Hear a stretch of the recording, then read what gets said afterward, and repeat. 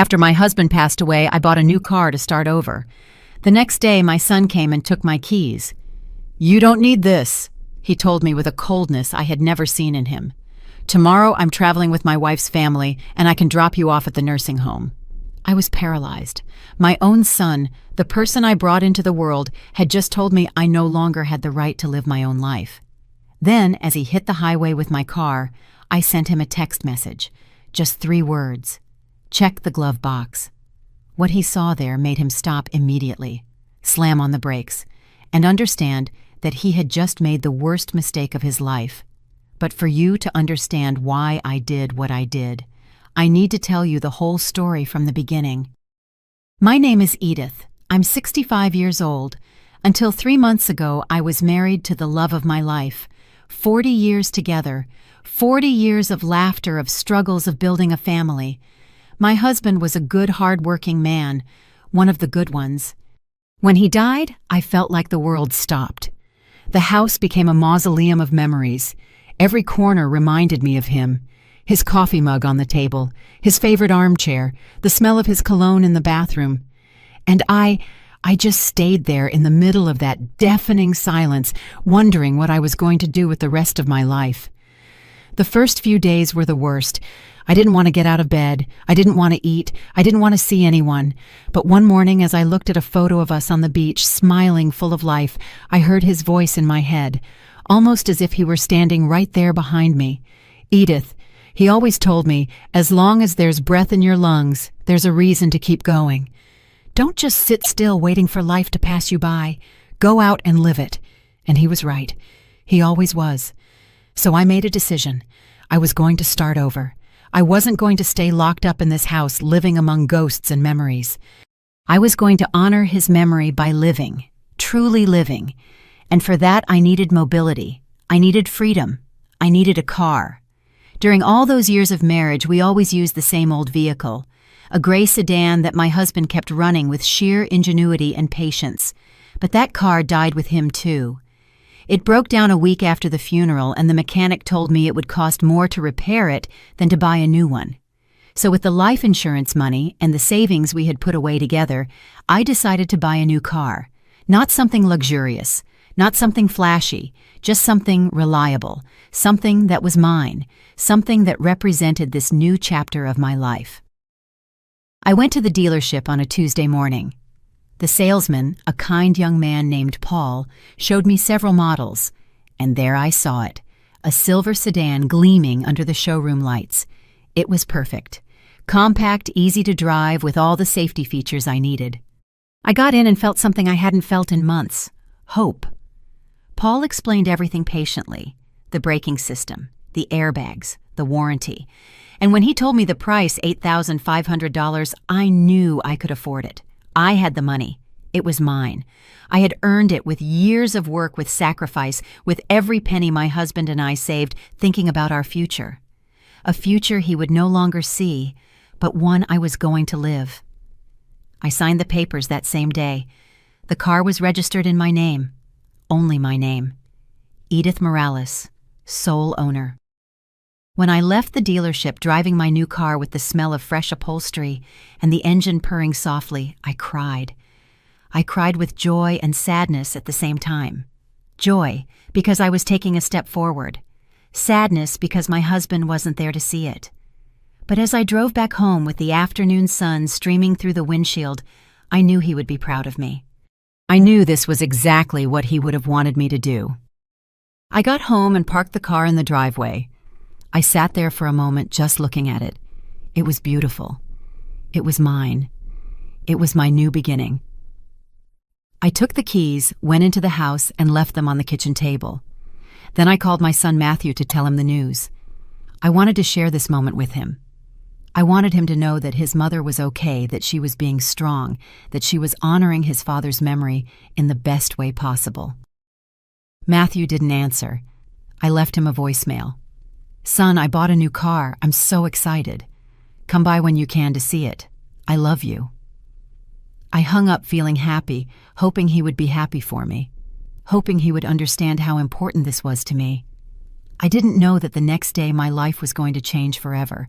I didn't know that my own son was about to betray me in the worst way possible. The next day, I woke up early. The sun was barely rising, and I was already in the kitchen making coffee. I had plans for the day. I wanted to go to the supermarket, then stop by my friend Rachel's house to show her the car, and maybe if I felt up to it, drive to the cemetery to visit my husband and tell him everything. Yes, I know it sounds silly to talk to someone who's gone, but it made me feel close to him. It made me feel less alone. I was finishing my second cup of coffee when I heard a car park outside. I looked out the window and saw Matthew's vehicle. My heart leaped with joy. He had come. He had gotten my message and had come to see me, to see my new car, to share this moment with me. I smiled and hurried to the door. But when I opened it, that smile froze on my face. Matthew wasn't alone. Beside him was Vanessa, his wife, and neither of them was smiling. There was something in their faces, in the way they looked at me, that made me uncomfortable, like I was a problem they had to solve. "Hi, son," I said, trying to sound cheerful. "Vanessa, what a surprise to see you so early. Come in, I just made coffee." Matthew didn't even respond to my greeting. He walked straight into the house, striding purposefully toward the kitchen. Vanessa followed him, giving me a look I couldn't decipher. I closed the door and followed him, feeling the joy I had felt moments before turn into a strange feeling in my stomach. Something was not right. In the kitchen, Matthew stood in front of the table, staring at the keys to my new car. He picked them up, weighing them in his hands as if evaluating them. "Mom," he finally said, without looking me in the eye, "I need to talk to you." I crossed my arms, trying to ignore the alarm bells starting to ring in my head. "Of course, son. Tell me, what is it?" He exchanged a look with Vanessa. She nodded, as if giving him permission to continue, and then Matthew spoke. "Mom, I heard you bought a car." "A new car." "Yes," I replied, my voice sounding more excited than it should have. "That's why I called you yesterday." "I wanted you to come see it. It's beautiful, Matthew, and it makes me feel so free, so—" "You don't need it." He cut me off. His words fell like stones in the middle of the kitchen. I fell silent, not understanding. "What?" I whispered. Matthew finally looked me in the eyes. "You don't need a car, Mom. Not at your age. You don't drive as well as you used to. It's dangerous. And besides, it's an unnecessary expense. The maintenance, the insurance, the gas. What for?" I felt as if I had been slapped. "Matthew, I drive perfectly fine. I have my valid license. I passed all the tests. And besides, it's my money." "My decision." He shook his head as if talking to a stubborn child. "Mom, that's not the point. The point is to be practical. Look, Vanessa and I have been talking. Tomorrow we're going on a trip with her parents. And a family trip we have been planning for months, and our car is giving us problems. Yours is new. It's perfect for the trip." "Wait," I said, raising a hand. "Are you telling me you came here to ask to borrow my car?" Matthew let out a short, humorless laugh. "I didn't come to ask you for anything, Mom. I came to tell you I'm going to use it." And before I could process what was happening, before I could react, he closed his hand around the keys. "No," I shouted. "Matthew, those are my keys. It's my car." But he was already walking toward the door. Vanessa followed him, ignoring me completely. "Matthew, stop. You can't do this." "Give me my keys." He stopped in the doorway and turned to look at me, and what I saw in his eyes broke my heart. There was no love there, no respect, just impatience and something that looked like contempt. "Mom, enough with the drama," he said in a voice so cold it didn't sound like my son's. "You don't need this car. You don't need any of this. You're living alone in this huge house, clinging to memories. It's not healthy." "What are you saying?" I whispered. My voice barely left my throat. "Vanessa and I have been talking," Matthew continued, "and we think it would be better for you to consider moving somewhere more appropriate. A nursing home. There are some very good ones in the city. You'd be taken care of. You'd have company. You wouldn't have to worry about anything.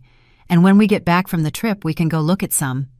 In fact, I can drop you off at one on the way." The world stopped. My son's words echoed in my ears, but I couldn't believe them. A nursing home. He was telling me to go to a nursing home, to leave my house, my memories, my life, to become a burden that others had to take care of. "Matthew," I said, my voice trembling, "I don't need a nursing home. I'm perfectly fine here. This is my home." He sighed, as if my resistance was just another inconvenience. "Mom, don't make this harder than it has to be. We're taking the car. We'll be gone for a week. When we get back, we'll talk calmly about your situation." And with that, he left the house. Vanessa followed him without saying a single word. I ran after them. "Matthew, no, please. That car is mine. I bought it with my money. You can't just take it." But he was already opening the door of my new car, my silver car, my symbol of freedom. "Matthew, I'm begging you," I screamed. Tears were starting to roll down my cheeks. "Don't do this to me. I'm your mother." He paused for a second. For a second, I thought he was going to reconsider, that he was going to remember who I was, that he was going to remember everything I had done for him. But then he got into the car, started the engine, and left. He just left, with Vanessa in the passenger seat, with my keys, with my car, with my dignity. I stood there in the middle of the driveway watching the silver car disappear down the street. The tears were falling freely now. My body was shaking. I couldn't believe what had just happened. My own son had stolen from me. He had humiliated me. He had told me I was useless. I stumbled back into the house. I closed the door and collapsed onto the sofa. And there, in the silent living room filled with memories of a life that no longer existed, I wept. I wept for the car. I wept for the betrayal. But most of all, I wept for the son I had just lost. I don't know how long I sat on that sofa crying. Maybe it was minutes. Maybe it was hours. Time stopped making sense. The only thing I felt was a deep pain in my chest, as if something inside me had broken. And maybe it was true. Maybe something had broken. The image I had of my son. The trust. The unconditional love a mother always holds for her children, no matter what. But then in the midst of that emotional darkness, something changed. I stopped crying. I wiped the tears away with the back of my hand, and I felt something different growing in my chest. It wasn't sadness. It wasn't despair. It was rage. A cold, calculating rage that began to replace the pain. Because as I sat there, I remembered something important. Something Matthew didn't know. Something that was going to change everything. I was not a stupid woman. I had lived for 65 years. I had raised a son practically on my own while my husband worked double shifts. I had managed a home, a budget, an entire life. And during all those years, I learned something fundamental. Always have a backup plan. When I bought that car, I didn't just sign the papers and go home happy. No, I had been careful. I had been smart. Because even though I wanted to believe my son was a good man, even though I wanted to think he would never hurt me, I had seen signs. Little signs that I had ignored because it was easier not to see them. The way Vanessa looked at my house, assessing how much it was worth. The way Matthew asked about his father's life insurance, about my savings, about my plans. Casual comments that now, in hindsight, didn't seem so casual. So after buying the car, I did something else. Something that at the time seemed like an exaggeration, almost paranoia. But now, I was grateful I had done it. I visited Raphael. Raphael had been my husband's friend for 30 years. He was a lawyer, a good lawyer. And when I told him I had bought a new car and had certain concerns about my son, he didn't judge me. He didn't tell me I was being paranoid. He just listened. Edith. He told me that day in his office, sitting behind his dark wood desk. If you have doubts, it's better to be prepared. Prevention isn't distrust. It's intelligence. And so, he helped me. He helped me prepare documents. Legal documents that protected my interests. Documents that made it clear who owned that car. Documents that established clear consequences for anyone who tried to take what was mine. Raphael prepared a letter, a notarized letter with his official seal, his signature with legal weight. That letter explained everything, that the car was registered solely in my name, that anyone who took it without my explicit written permission would be committing a crime. Vehicle theft, and that I, as the owner, had every right to press criminal charges. Furthermore, Raphael attached certified copies of the car's title, the vehicle registration, and my valid driver's license, all to prove that I was completely capable and legal to own and drive that vehicle. But that wasn't all.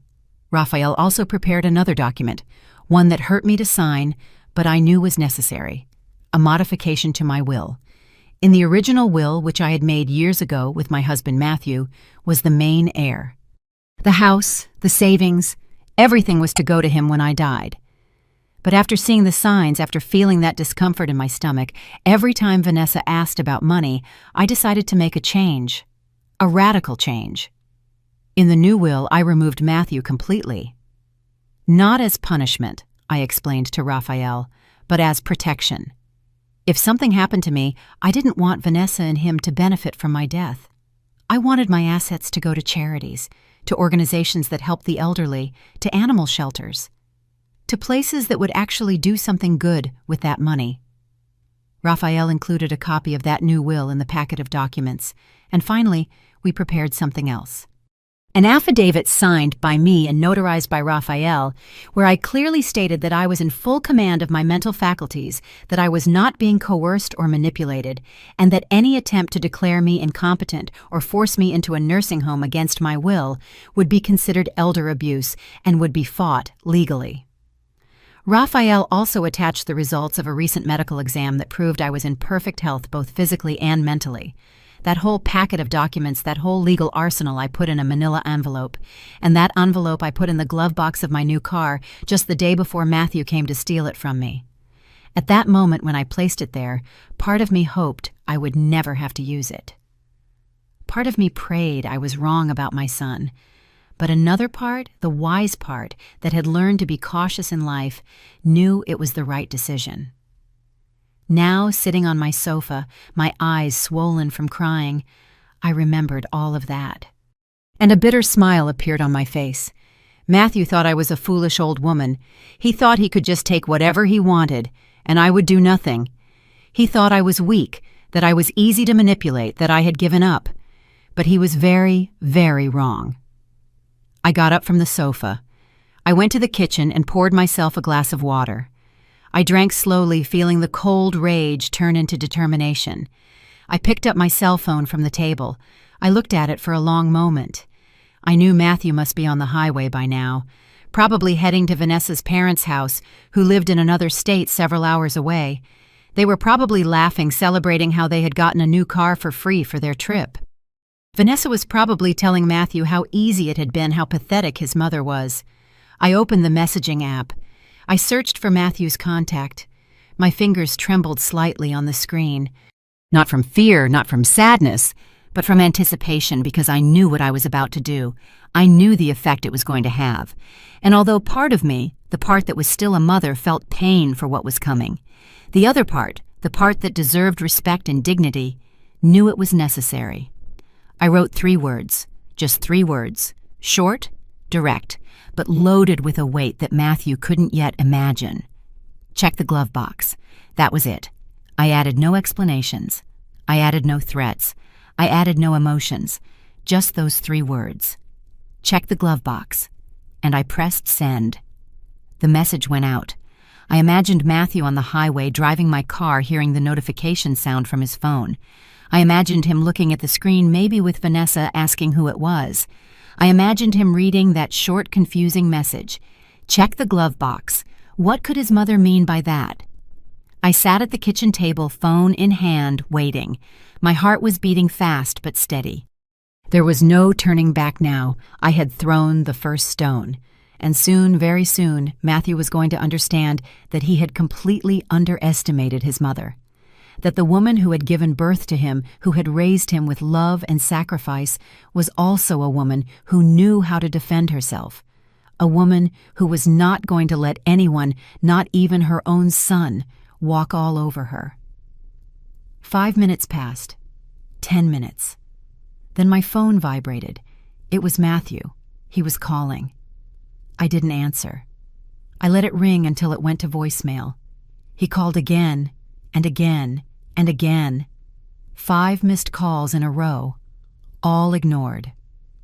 Because I wanted him to feel what I had felt. The helplessness, the desperation, the slow, terrible realization that he had lost control of the situation. Finally, he stopped calling, and a text message arrived. "Mom, what is this? What does this mean? Call me, please." I didn't reply. Another message came. "Mom, this is a mistake. We can talk, please." I didn't reply to that either. And then the message I was waiting for arrived. The message that confirmed he had read everything, that he had seen the documents, that he finally understood the magnitude of what he had done. The message said, "Mom, please don't do this. It was a mistake. I'm sorry. We can fix this. Don't call the police, please." I read those words over and over. I could feel the panic in every letter, the desperation, the fear. And although a part of me, that motherly part that never fully dies, felt a pang of pain seeing my son like this, the other part, the part that had been betrayed and humiliated, felt satisfied. Because now he knew, now he understood that his actions had consequences. I let another 10 minutes pass before replying. I wanted him to sweat. I wanted every second of silence to remind him of what he had done. Finally, I wrote, "Bring the car back to my house. Now." His response was immediate. "I'm 3 hours away. I'm turning around right now. I'll be there as soon as possible. I promise, Mom." I put the phone on the table and leaned back in my chair. A strange feeling washed over me. It wasn't joy. It couldn't be joy when it involved my own son, but it was something like justice, like vindication. I had spent my whole life being soft, being understanding, being the perfect mother who always forgave everything. And look where that got me, being treated like a nuisance, like something disposable. I went to my room and looked in the mirror. I saw a 65-year-old woman with gray hair, with wrinkles around her eyes, with hands that had worked hard her whole life. But I also saw something else. I saw strength. I saw dignity. I saw someone who was not going to give up. My husband always told me I was stronger than I thought. I wish he could see me now. I wish he could see his wife standing up for herself. I think he would be proud. I changed my clothes. I put on a dark green dress one my husband had given me years ago. I combed my hair. I put on a little lipstick. Because if I was going to have this confrontation with my son, I was going to face it with dignity. I wasn't going to be the broken woman he had left crying on the sofa. I was going to be the woman who had taken control of her own life. While I waited, I called Raphael. I needed him to know what was happening. He answered on the second ring. "Edith," he said in his calm, professional voice, "what can I do for you?" "Raphael, it happened," I told him. "My son took the car. He found the documents. He's on his way back now." There was a moment of silence on the other end of the line. Then I heard him sigh. "I'm sorry you were right, Edith. Nobody wants to be right about something like this." "I know," I replied. "But now I need to know what's next." Raphael explained patiently. Technically, Matthew had committed a crime, vehicle theft. Even though he was my son, even though it was family that didn't change the legal facts, I had every right to file a police report, but I also had the right not to. The decision was entirely mine. The important thing was that now Matthew knew I had that power, that I had the tools to hold him accountable. "I want him to come and talk," I told Raphael, "but I want you to be available by phone, just in case." "Of course," he replied. "I'll have my phone in my hand. Anything you need, just call. And Edith," he added before hanging up, "you are a brave woman. Don't let anyone make you feel otherwise." His words filled me with a warmth I hadn't felt all day. "Thank you, Raphael. Thank you for everything." I hung up and looked at the clock. Matthew had said he was 3 hours away. That meant he would arrive around 5 in the afternoon. It was only 2. I had time to prepare mentally, time to decide exactly what I was going to say to him, time to strengthen my resolve. I went to the kitchen and made tea. Not because I wanted tea, but because I needed something to do with my hands. I needed to keep busy. As the water boiled, I thought about all the times I had sacrificed something for Matthew, all the sleepless nights when he was a baby, all the times I put his needs before mine, the summers working 2 jobs to pay for the music lessons he wanted, the times I defended his bad decisions to others because he was my son, and that's what mothers did. And I thought about Vanessa, how she had come into our lives 5 years ago, how from the beginning there was something about her that made me uncomfortable. She wasn't openly cruel, she wasn't rude, but there was a coldness in her eyes, a way of evaluating everything in terms of monetary value. I remembered the first time she came to my house, how she walked through the rooms as if she were appraising the property, how she asked how much the house was worth, how much was in my savings accounts if I had life insurance. My husband had noticed it too. One night, lying in bed, he said to me, "Edith, there's something about that girl I don't like. I think she's only with Matthew for his money." I defended him. I said he was being paranoid, that he was just being protective of our son. But he was right. My husband was always a good judge of character, and I should have listened to him. After my husband died, Vanessa changed. She became bolder, more direct with her questions about money, more insistent that I should sell the house, move into something smaller, invest the money. And Matthew, my own son, started repeating her words, as if they were a team, as if I were the project they had to solve together. My tea grew cold in my cup without me touching it. The hours passed slowly. Every time I heard a car pass on the street, my body tensed. But it wasn't him. Not yet. At 4:30.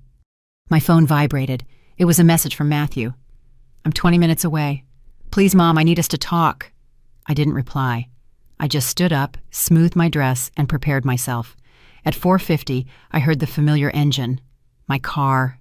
My silver car pulling into the driveway. I looked out the window. Matthew was at the wheel. He looked pale, tired.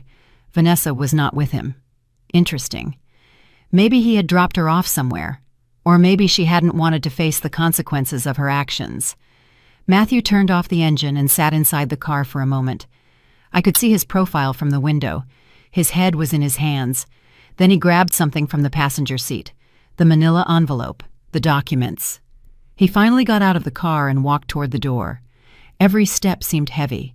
Every step seemed burdened with the weight of what he had done. He rang the doorbell. He didn't use his keys. Maybe out of respect.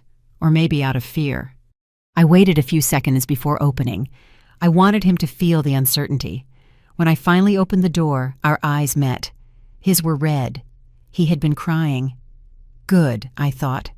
Now he knows how it feels. "Mom," he started to say. His voice was trembling. I raised a hand to stop him. "Get inside," I said in a cold voice. "Not out here." He nodded and came in.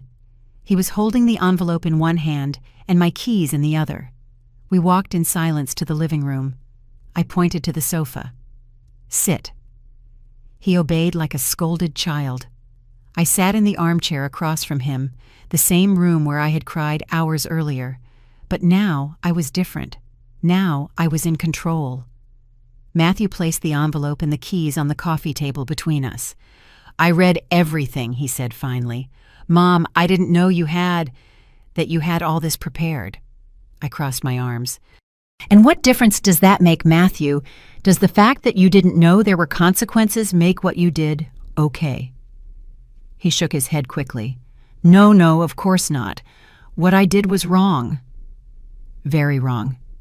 I know." "Then tell me," I said, leaning forward. "Tell me exactly what was wrong. I want to hear you say it." He swallowed hard. "I took your car without permission. That was theft. And I said horrible things to you. Unforgivable things.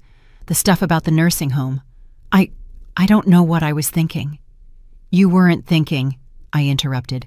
"Or rather, you were. You were thinking your mother was a stupid old woman you could manipulate. That you could treat like garbage." Matthew began to cry openly now. "No, Mom, no. I love you. You're my mother.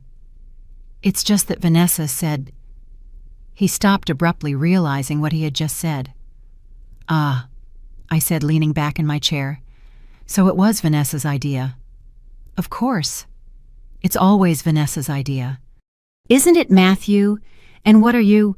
A 42-year-old man who can't make his own decisions, who lets his wife control him like a puppet.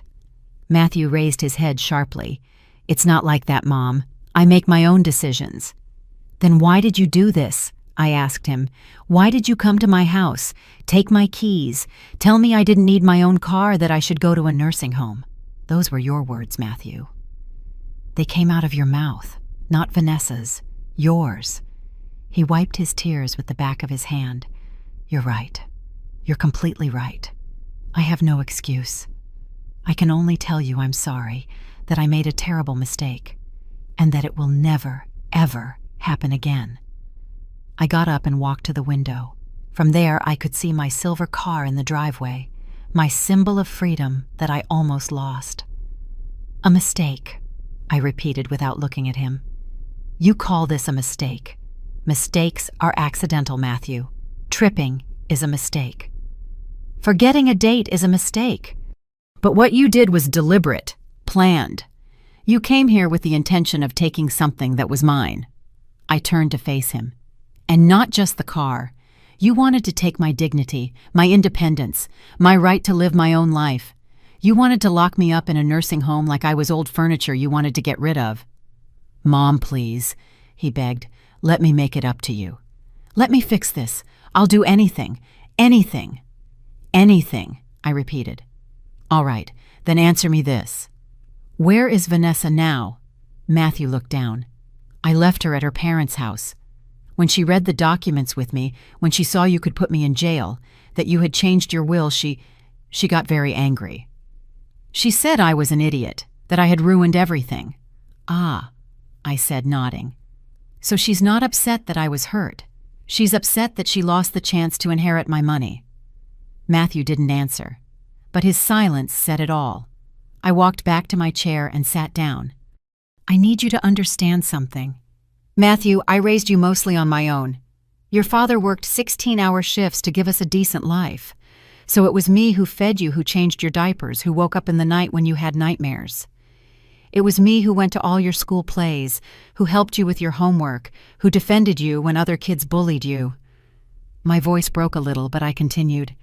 I worked 2 jobs for years, so you could go to a good school, so you could have new clothes every season, so you wouldn't lack anything.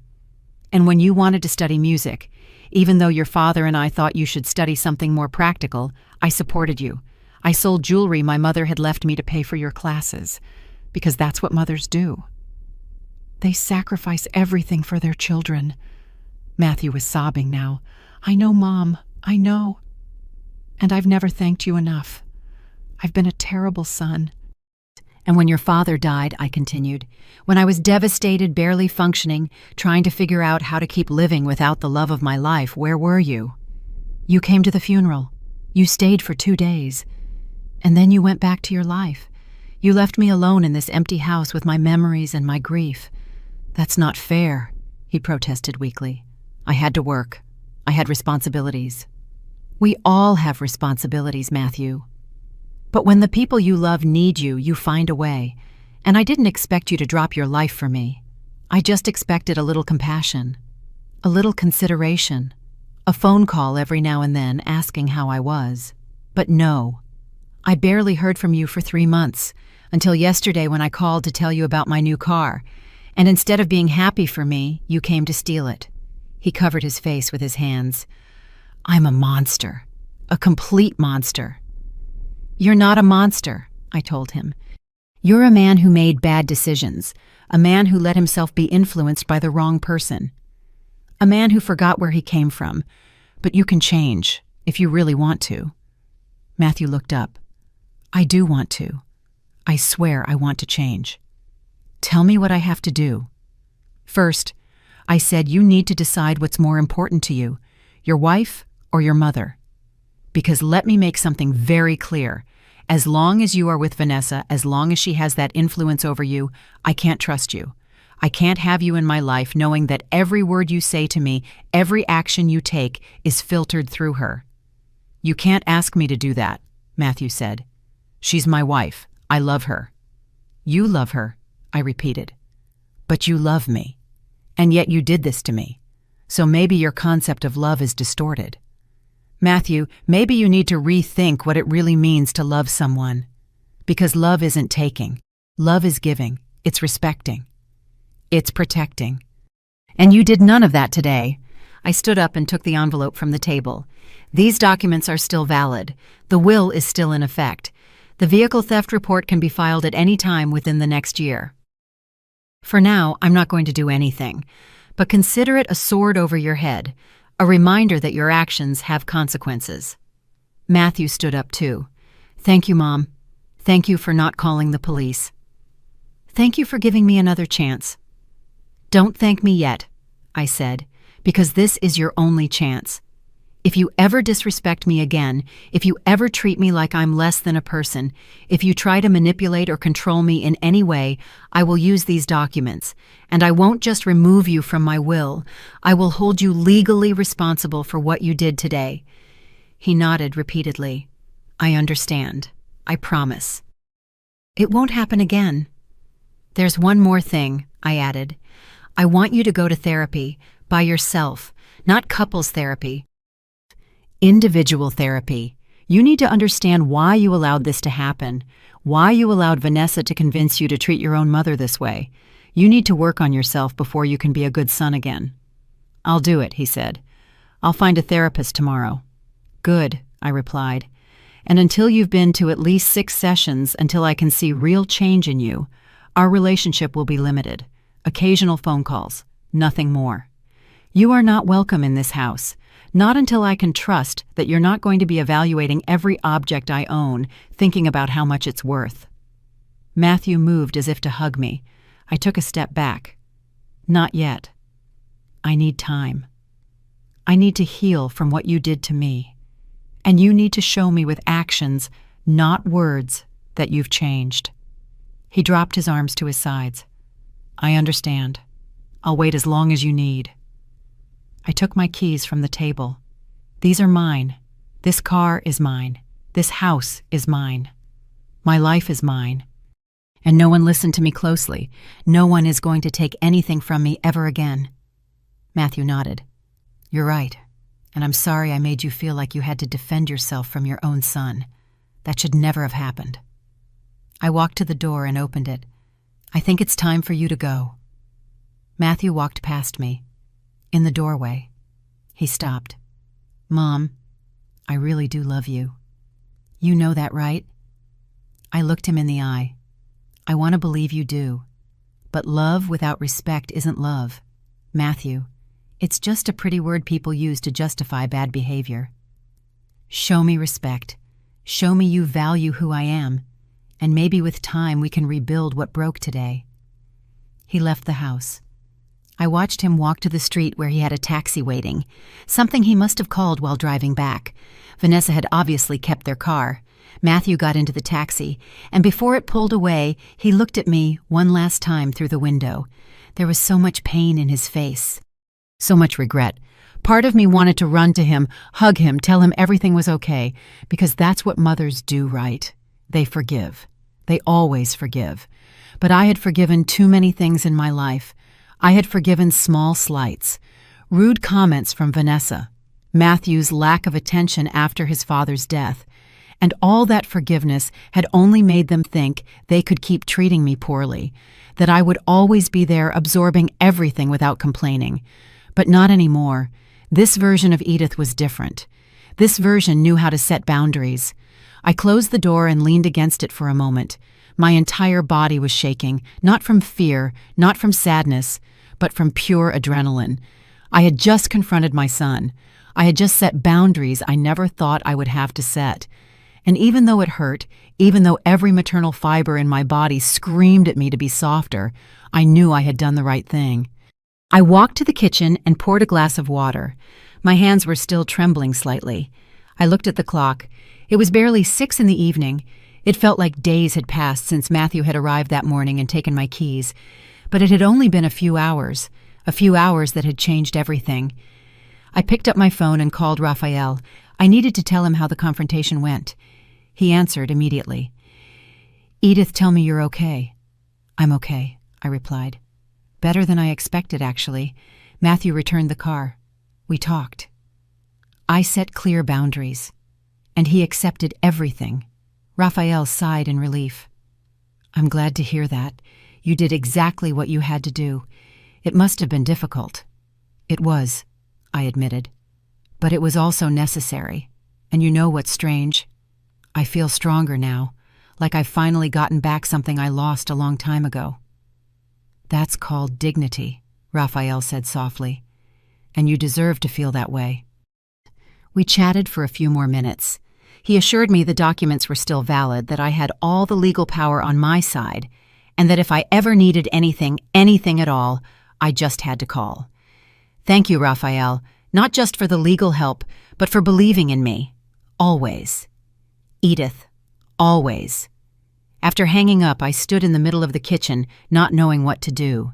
The house was silent. Too silent.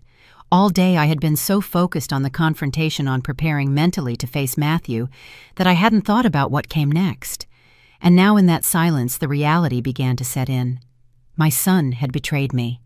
That wasn't going to change. We might rebuild our relationship eventually if he really made an effort, but it would never be the same. That innocence, that blind trust a mother has in her child, was broken. And even though I had won the battle, even though I had successfully defended my dignity, I couldn't deny that I had also lost something.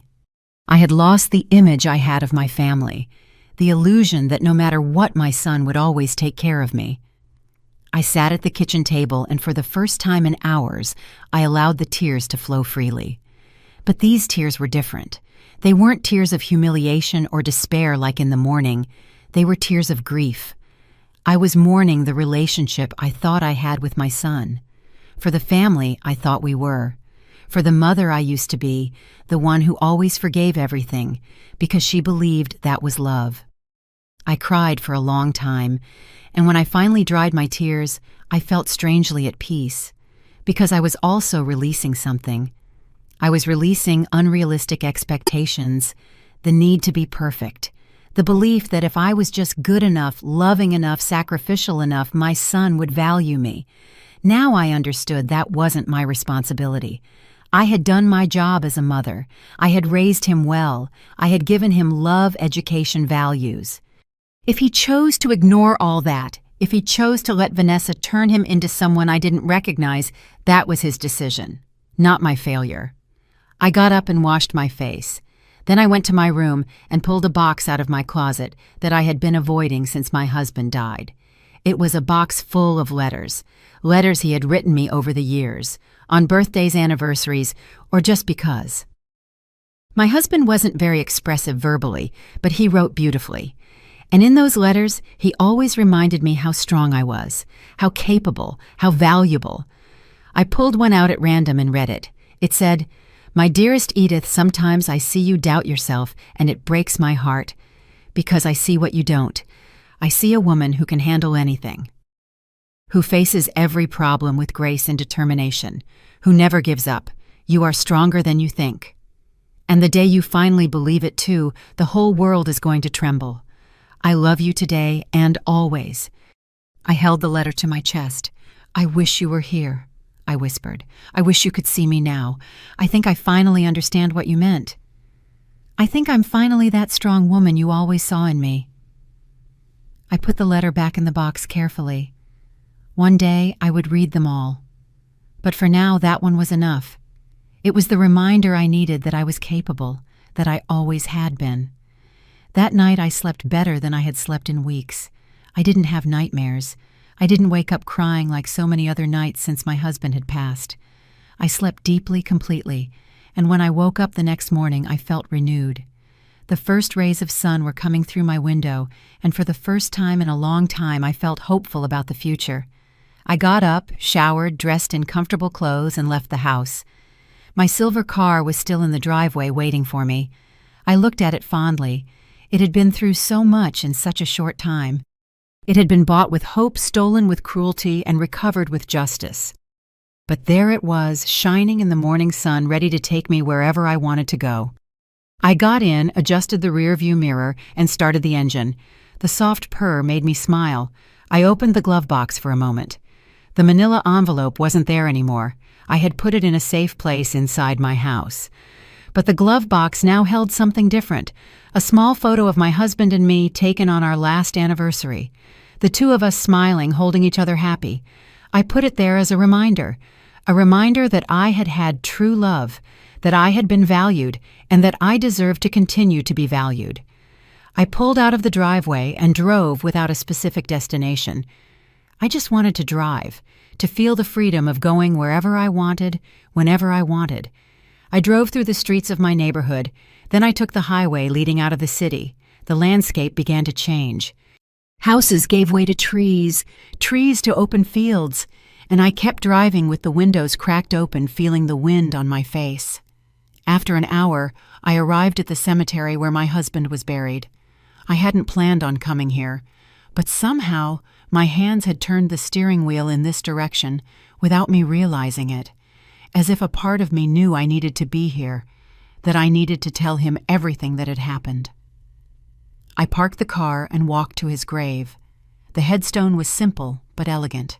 It had his name, his dates, and a phrase I had chosen. He loved with all his heart and lived with all his soul. I knelt in front of it and ran my hand over the engraved letters. "Hi, love," I whispered. "I'm sorry I haven't been by sooner. It's been a rough few days." And then, kneeling there in front of my husband's grave, I told him everything. I told him about the car, about Matthew, about Vanessa, about the betrayal, about the documents Raphael helped me prepare, about the confrontation, about setting boundaries.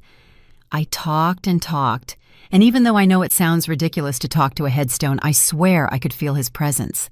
I could feel his approval. "I did what you taught me," I told him finally. "I didn't let them walk all over me. I defended my dignity, and it hurts. It hurts so much because he's my son, but I also feel good. I feel strong. I feel like the woman you always said I was." Tears rolled down my cheeks, but this time they were quiet tears, tears of acceptance.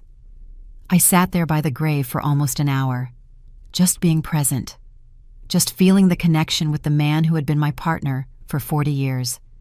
And when I finally got up to leave, I felt something different. I felt as if he had given me his blessing, as if he had told me it was okay to move on, that it was okay to be strong, that it was okay to put my needs first for once in my life. I drove back home feeling lighter. But when I arrived, there was a car parked in front of my driveway. I didn't recognize it at first. It was a red sedan, somewhat old but well-maintained. And then I saw who was sitting on my porch steps, Vanessa. My daughter-in-law was there waiting for me, and from the look on her face, she hadn't come to apologize. I parked my car in the driveway and stayed inside for a moment, preparing myself mentally. I hadn't expected this. I had thought that after what happened with Matthew, Vanessa would stay away. But clearly, I had underestimated her audacity. I took a deep breath, grabbed my purse, and got out of the car. Vanessa stood up from the steps as I approached. She was wearing jeans and a coral-colored blouse. Her hair was perfectly styled, as always her makeup flawless. But there was something in her eyes, something cold and calculating that made me stop a few feet away. "Vanessa," I said in a neutral voice, "I wasn't expecting to see you here." "We need to talk," she replied. Her voice was tense, controlled.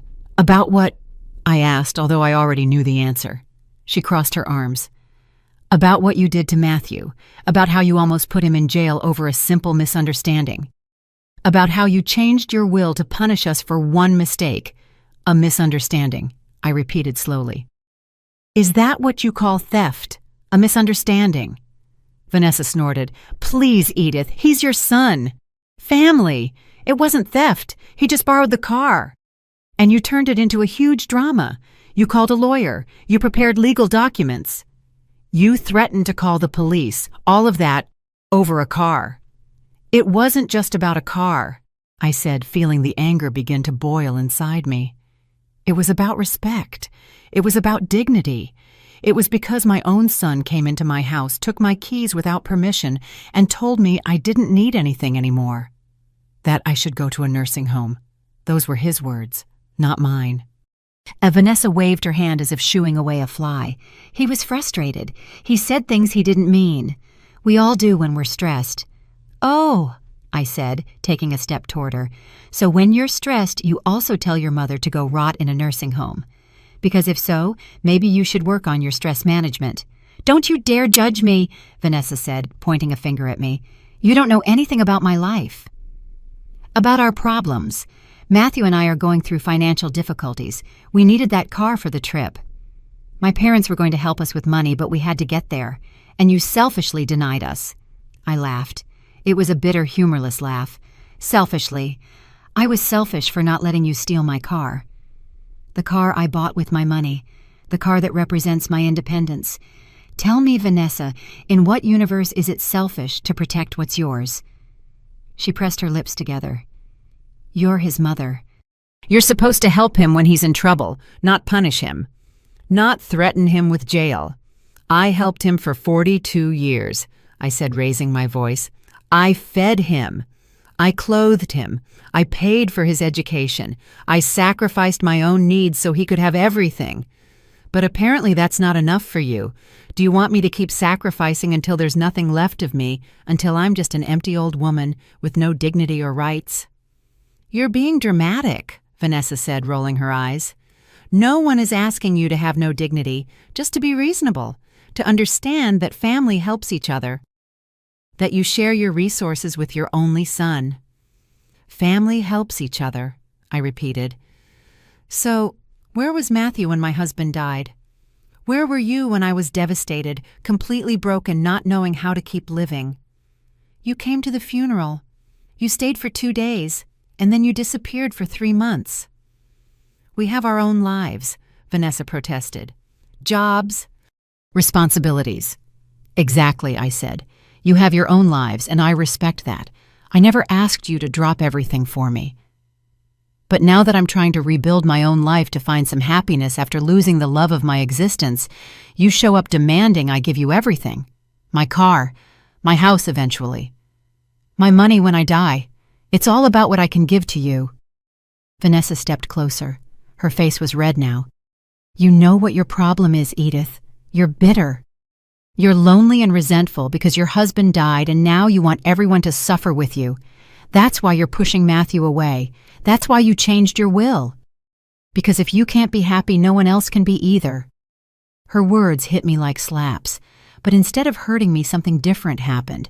Something cleared in my mind. Vanessa wasn't here for Matthew. She wasn't here because she cared about her husband or our mother-son relationship. She was here for the money, for the inheritance she had just lost. And finally, after 5 years of discomfort around this woman, after 5 years of trying to get along with her for my son's sake, I saw clearly who she was. Get off my property, I said, my voice calm but firm. Vanessa blinked. What? I said, get off my property. Now! She laughed in disbelief. I'm not leaving until we talk about this like adults. We already talked, I replied, and I've heard enough. Now leave before I call the police for trespassing. You wouldn't dare, Vanessa said, but there was uncertainty in her voice now. After what happened with Matthew, after seeing that I actually prepared legal documents, after understanding that I'm not playing, you still underestimate me. Try staying and see. I took my phone out of my purse. Vanessa looked at me, then at the phone, then back at me. Are you crazy? She muttered. Completely crazy. Maybe, I said. Or maybe I'm finally sane after years of letting people like you walk all over me. Now go! Vanessa looked at me with pure hatred. This isn't over, she threatened. Matthew is my husband, and I'm going to make sure he understands he has to choose. Either his crazy mother or his real family. Go ahead, I said. Make him choose.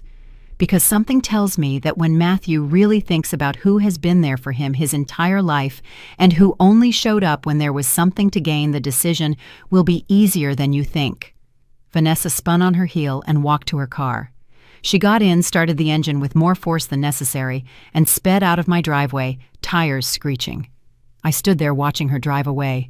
My heart was pounding, my hands were shaking, but not from fear, from pure adrenaline. I had just confronted Vanessa. I had just told her exactly what I thought without a filter. without being the complacent mother-in-law, without trying to keep the peace at all costs, and it felt amazing. I went into my house and locked the door. Then I collapsed onto the sofa and let out a laugh. It was a laugh of relief, of liberation. For 5 years I had walked on eggshells around Vanessa. I had ignored her rude comments. I had pretended not to notice how she sized up my house as if it were already hers. I had smiled when she criticized my food, my clothes, my decisions, all because I didn't want to cause trouble, because I wanted Matthew to be happy. But now I realized something fundamental. By trying to keep the peace, by allowing Vanessa to disrespect me time and time again without consequences, I hadn't helped anyone. I hadn't made Matthew happy. I had only taught him that it was okay for his wife to treat his mother badly, that it was acceptable, that I would tolerate it all, and by doing that, I had contributed to the problem. I had allowed this toxic dynamic to grow to the point where my own son felt he could steal from me and threaten to put me in a home. That night, sitting in my living room, I made an important decision. No more. No more being complacent. No more putting others' needs before my own, to the point of losing myself. No more sacrificing my dignity for the illusion of family harmony. If Matthew truly wanted to rebuild our relationship, it was going to have to be on my terms, with mutual respect, with clear boundaries. And if that meant our relationship would never be the same as before, then so be it, because the relationship we had before was broken anyway. The following days were strange, silent. I heard nothing from Matthew. No texts, no calls. Part of me wondered if Vanessa had followed through on her threat, if she had forced Matthew to choose, and if he had chosen her over me. The thought hurt. But I also knew that if that were the case, if my son really chose a woman who hated me over his own mother, then there was nothing more I could do. I had already done my part. I had set my boundaries. I had defended my dignity. The rest was up to him. I decided to focus on myself, on my own healing, on my own growth. I called my friend Rachel, whom I hadn't seen in weeks. I told her everything that had happened. And instead of judging me, instead of telling me I should forgive my son unconditionally, because that's how families work, she supported me completely. "Edith," she said over the phone, her voice full of pride, "you did the right thing. What Matthew did to you was unforgivable. And I'm glad you finally stood up for yourself." Her words filled me with relief. For days I had this voice in my head telling me maybe I had been too harsh, that maybe I should have been more understanding. But Rachel reminded me that being understanding doesn't mean being a doormat. We agreed to meet for lunch the next day. It had been so long since I had gone out, since I had socialized, that I had almost forgotten what it felt like to have a life outside of my family problems. The next day, I drove my silver car to the restaurant where we had agreed to meet. Rachel was already there, sitting at a table by the window. When she saw me walk in, she stood up and hugged me tightly.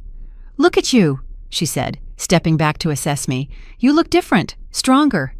"I am," I replied, "or at least I'm trying to be." We sat down and ordered, and for the next 2 hours we talked.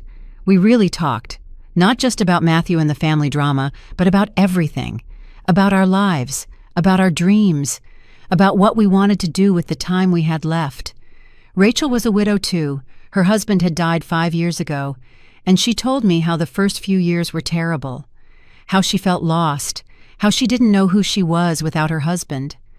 But eventually, she said, I found a new version of myself, a version that enjoys things I had never tried before, who travels alone, who takes painting classes, who doesn't need anyone's approval to be happy. Her words resonated deeply with me, because that was exactly what I was trying to do. Find a new version of myself, a version that existed independently of being a wife or a mother, a version that had her own interests, her own dreams, her own identity. "Rachel," I said, "I need to ask you something." "Go ahead," she replied. "How do you get over the guilt of feeling like you're betraying your husband's memory by moving on, by being happy without him?" Rachel took my hand across the table. "Edith, our husbands loved us. And because they loved us, the last thing they would have wanted is to see us frozen in time living like ghosts in our own lives." My husband told me before he died, he literally made me promise him that I would keep living, that I would find joy again, that I wouldn't waste the years I had left mourning the ones we lost together.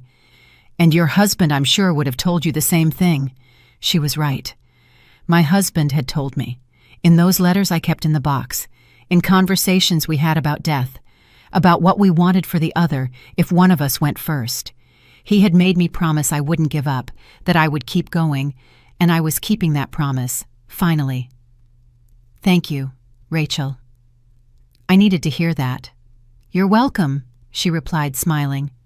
And now let's talk about more exciting things.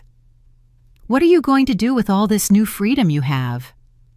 The question took me by surprise. I hadn't really thought about it. I had been so focused on surviving the drama with Matthew that I hadn't considered what came next. What did I want to do now that I had a car, now that I had mobility, now that I had my life back? I don't know, I admitted. I've never been good at planning things just for me. Rachel smiled. Then let's start now. What's something you always wanted to do but never did because you were too busy taking care of others? I thought for a moment. I always wanted to see the ocean at sunrise. My husband and I talked about taking a trip to the coast someday, but there was always something. Work, responsibilities, Matthew. And then he got sick and we ran out of time. Rachel slapped the table with her palm. Perfect. Then that's what you're going to do. You're going to drive to the coast. You're going to watch the sunrise over the ocean. And you're going to do it for you, not as a tribute to your husband.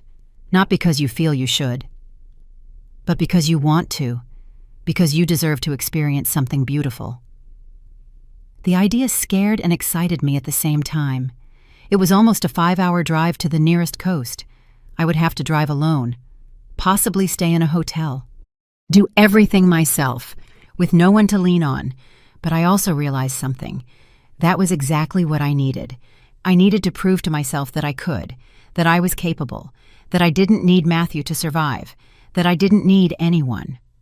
I'm going to do it, I said, feeling more confident with every word. I'm going to the coast, this weekend. Rachel clapped. That's my friend, and I want pictures. I want proof that Edith is finally living for herself. We left the restaurant, and I felt lighter than I had in months. Rachel hugged me before we parted. I'm proud of you, she whispered, for standing up for yourself, for setting boundaries, for choosing yourself.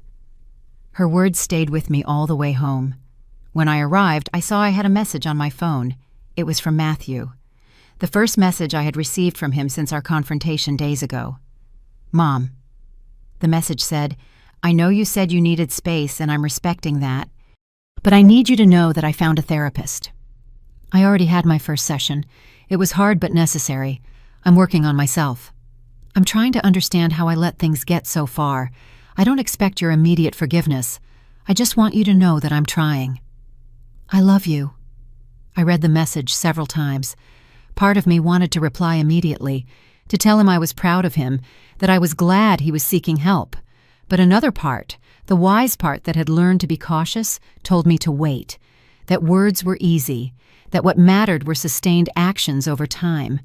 So I just put the phone away without replying. Not because I wanted to punish him, but because I needed more than a text. I needed to see real change. That night, I started planning my trip to the coast. I looked up hotels online. I found a small, cozy one with an ocean view. The pictures showed a simple but clean place, perfect for what I needed. A single room cost $75 a night. I could afford it. I had the savings, and for the first time in my life, I was going to spend money on myself without feeling guilty. I booked the room for Friday night. That would give me time to get there before sunset rest and then wake up early to see the sunrise. When I confirmed the reservation, I felt an excitement I hadn't felt in years. Anticipation, expectation, pure joy at the thought of doing something just for me, something no one could take away from me, something that was completely mine. I spent the days before the trip preparing. I checked my car, made sure everything was in order, filled the gas tank. I packed a small bag with comfortable clothes, a sweater because mornings on the coast could be cold, and my old camera. I wanted to capture that moment. I wanted to have proof that Edith at 65 had found the courage to live again. On Friday morning, I woke up early, nervous but excited. I loaded my bag into the car. I checked that I had my charged phone, my license, my credit card, everything I needed. I stood in front of my house for a moment looking at it. This house that had been my home for so many years. This house full of memories, good and bad. And I realized I didn't feel trapped there anymore. It wasn't a mausoleum anymore. It was just a house, a place where I lived. But it wasn't what defined me. I got into my silver car, adjusted the seat, started the engine, and pulled out of my driveway. The sun was just beginning to rise on the horizon. I had a long road ahead of me, 5 hours on the highway, but for the first time in a long time. That didn't scare me. It excited me. I drove through the streets of my city. Then I got on the highway that would take me to the coast. The traffic was light at that hour. The road stretched out in front of me like a promise. I put music on the radio, old songs my husband and I used to listen to. And instead of crying, I smiled. Because I wasn't running away from the memories. I was taking them with me. I was honoring them by living. During the trip, I made a stop at a gas station. As I filled the tank, an older woman approached. She was traveling alone, too. We smiled at each other with that complicity that only women of a certain age understand. She asked me where I was going. To the coast, I replied, to see the sun rise. How wonderful, she said. I'm traveling alone, too. It's liberating, isn't it? It is, I admitted, more than I expected. We exchanged a few more words before continuing on our separate ways, but that brief encounter left me thinking. How many women like me were out there, widows, mothers, grandmothers, women who had spent decades caring for others and were finally learning to care for themselves, women who were reclaiming their independence, their dignity, their right to exist beyond the roles society had assigned them. I wasn't alone in this, and that realization filled me with strength. I arrived at the hotel around 3 p.m. The place was exactly as it looked in the photos, small, picturesque, located right on the beach. The receptionist, a young man named Anthony, greeted me with a warm smile. "Welcome, Mrs. Morales. Your room is ready." It has a beautiful ocean view. I took the keys and went up to my room. When I opened the door, the smell of the sea hit me immediately. The windows were open, and the sea breeze was blowing in freely. I dropped my bag on the floor and walked to the balcony. The view was breathtaking.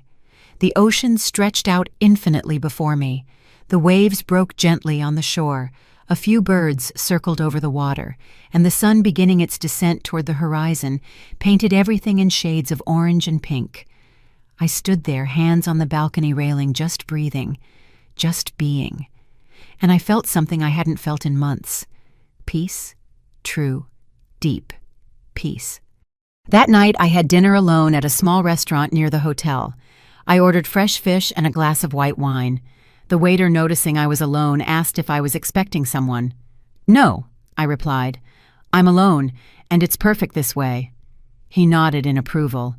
"Sometimes the best company is yourself," he said. He was right. Throughout the dinner, I didn't feel lonely. I felt complete. I enjoyed every bite, every sip, without having to worry about anyone else, without having to make sure others were comfortable first. After dinner, I walked on the beach. The moon was almost full and illuminated the water with a silver glow. My bare feet sank into the cool sand. The sound of the waves was hypnotic. I walked for almost an hour just thinking about everything that had happened, about my husband, about Matthew, about Vanessa, about the woman I had been and the woman I was in the process of becoming, and I realized something important. I wasn't angry anymore. I didn't hold any resentment. I had set my boundaries. I had defended my dignity. And now I could let go. I could let go of the anger, because holding on to it only hurt me. I returned to the hotel around 10 p.m. I set my alarm for 5 a.m. I wanted to be on the beach before the sun came up. I lay down in the hotel bed listening to the distant sound of the waves and slept deeply. I didn't have nightmares. I didn't wake up crying. I just slept. And when the alarm went off at 5, I got up feeling rested, renewed. I dressed quickly in warm clothes. I grabbed my camera and left the hotel. The beach was deserted at that hour. The sky was still dark, but I could see the first touch of light on the horizon. I found a spot on the sand. I sat down, and I waited. And slowly, gradually, the sky began to change. First from black to a deep navy blue, then to purple, then to pink. And finally, the sun began to emerge from the ocean. A ball of orange fire that transformed everything in its path. It was the most beautiful sight I had ever seen. Tears rolled down my cheeks, but they were tears of joy, of gratitude, of being alive, of having made it this far despite everything. I took pictures, but I knew no capture could do justice to what I was witnessing.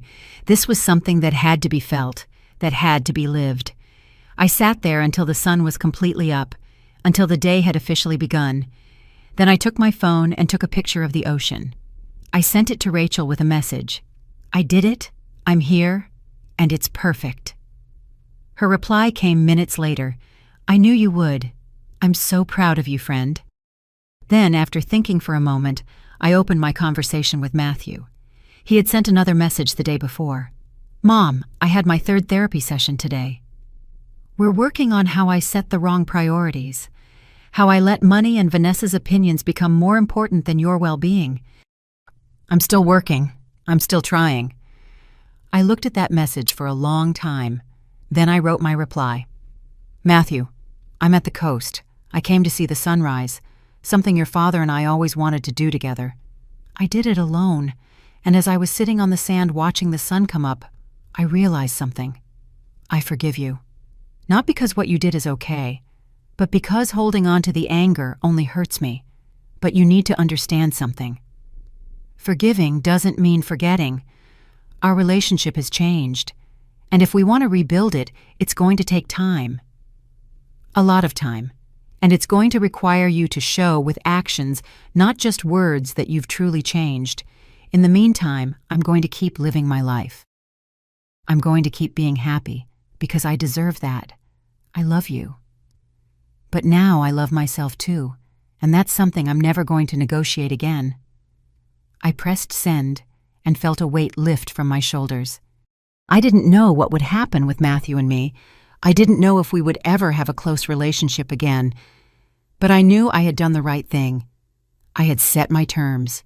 I had put my needs on the same level as others. And that was revolutionary for me.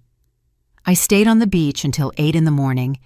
Then I went back to the hotel, had breakfast, packed my things, and began the journey back home. But I wasn't the same woman who had made that trip the day before. I was someone different, someone stronger, someone who had learned that it's okay to defend yourself, that it's okay to set boundaries, that it's okay to choose yourself. When I got home that afternoon, my phone had a message from Matthew. Thank you, Mom. Thank you for giving me another chance. I'm going to show you I can change. And about Vanessa, we need to talk. There are things I need to work out. I read the message and smiled. I didn't know what it meant exactly, but it sounded promising.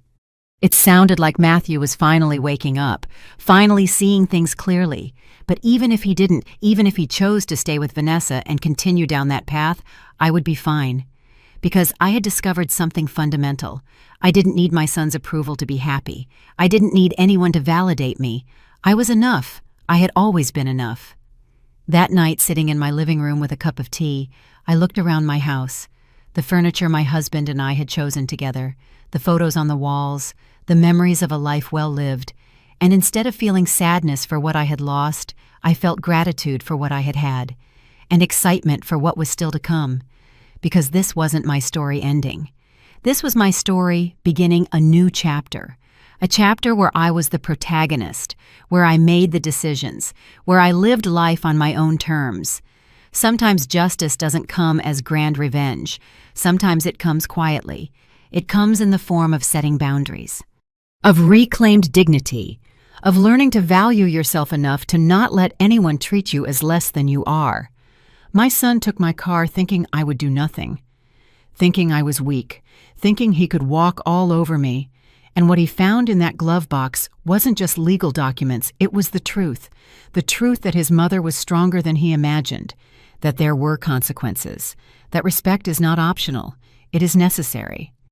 And now, as I drive my silver car through the streets of my city, with the wind in my hair and the sun on my face, I know I made the right decisions. I defended my dignity, I set my boundaries, and I got my life back. If this story touched your heart, if it made you reflect on the respect you deserve, leave me a like, subscribe to the channel, and tell me in the comments, what would you have done in my place? Because we all deserve to be treated with dignity, regardless of our age, regardless of anything. Thank you for listening to my story. This is Edith. And finally, after 65 years, I learned to live for myself.